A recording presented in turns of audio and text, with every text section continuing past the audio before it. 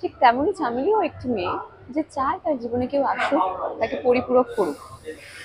এবং এর থেকে বেশি কিছু জানতে গেলে 27 জুন হৃদয়ে গিয়ে দেখতে হবে।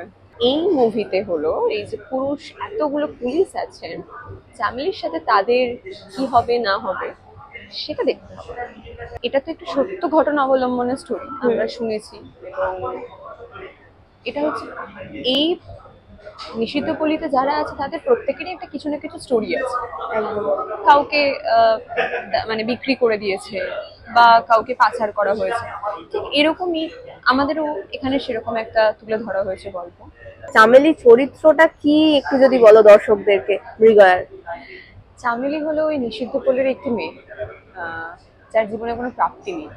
এবং ওখানকার মেয়েদেরই জীবনে কোনো প্রাপ্তি নেই, তাও সবাই একটা আশায় থাকে যে কেউ তার জীবনে আসুক, তার হাতটা ধরুক, তার পাশে থাকুক, কিন্তু কেউ থাকে না। কিন্তু ঠিক তেমনই চামেলিও একটি মেয়ে যে চায় তার জীবনে কেউ আসুক, তাকে পরিপূরক করুক।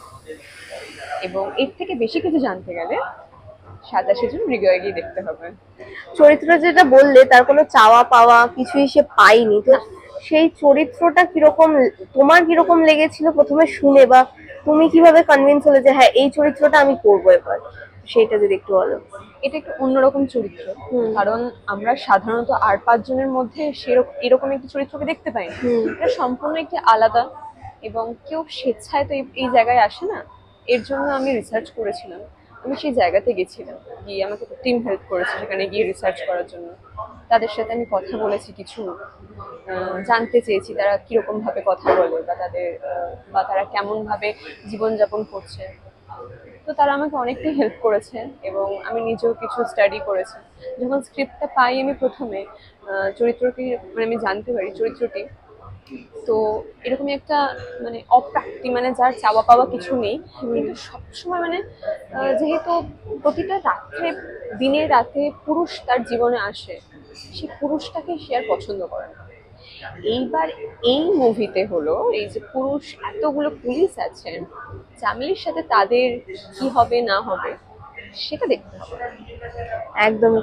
আর তার সাথে সাথে প্রোডাকশন, সেটা কিভাবে সামলানো, মানে চরিত্র একদিকে, সিনেমায় চরিত্র করা একটা কঠিন, তারপরে আবার প্রোডাকশন, পুরোটা সামলানো কি করে, ম্যানেজ করাটা কি করে?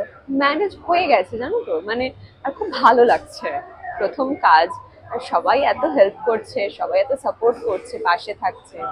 তো কখনো মনেই হয়নি এটা এত চাপ আছে, খুব ইজিলি হয়ে যাচ্ছে আর খুব ভালো লাগছে করতে। একদম।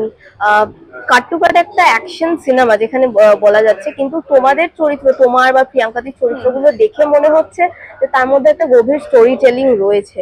তো সেইটা নিয়ে কি বলবে, মানে আদৌ কি রয়েছে সত্যি, তার পিছনে ব্যাক স্টোরি রয়েছে, কিরকম ভাবে সেটা দর্শকদের কাছে কিভাবে উঠে আসবে? এটা তো একটা সত্য ঘটনা অবলম্বনের স্টোরি, আমরা শুনেছি। এবং এটা হচ্ছে এই নিষিদ্ধ পল্লীতে যারা আছে তাদের প্রত্যেকেরই একটা কিছু না কিছু স্টোরি আছে। একদম কাউকে মানে বিক্রি করে দিয়েছে বা কাউকে পাচার করা হয়েছে, ঠিক এরকমই আমাদেরও এখানে সেরকম একটা তুলে ধরা হয়েছে গল্প। বেশি কিছু বলার পারমিশন দেয়নি।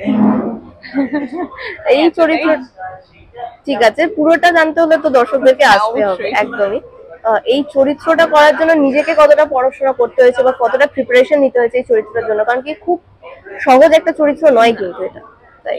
হ্যাঁ, আমি প্রচুর মুভি দেখেছি, প্রচুর প্রচুর প্রচুর মুভি দেখেছি। এবং আমি ওয়ার্কশপ করি সুদীপ্তা চক্রবর্তীর কাছে। তিনি তার কাছে আমি কিছুদিন 2 দিন ক্লাস করি, এবং তিনি আমাকে আমার যা যা কিছু কিছু ডাউট ছিল, তো তিনি আমার সবটা ক্লিয়ার করে দেয়। এবং ফিল্ম তো দেখতে থাকি, মানে প্রচন্ড দেখেছি। ইভেন মেকআপ রুমে বসে আমি দেখছি এই একটা সিনেমা দেখছি যে এরকমই একটা ক্যারেক্টার আছে, দেখে তারপরে হ্যাঁ এইভাবে আমি যাচ্ছি। তো এইভাবেই হয়ে গেছে। সেই ফলাফলটা দর্শকরা দেখতে পাবে, কবে দেখতে পাবে, কিভাবে দেখতে পাবে, সেটা একটু বলে দাও। 27 জুন মৃগয়া দ্য হান্ট আসতে চলেছে। আমি চাই, আমরা সবাই চাই আপনারা সকলে সপরিবারে সিনেমা হলে দেখতে আসুন, এবং অবশ্যই জানাবেন আপনাদের কেমন লাগলো আমাদের অভিনয়, আমাদের কাজ। অনেক ধন্যবাদ।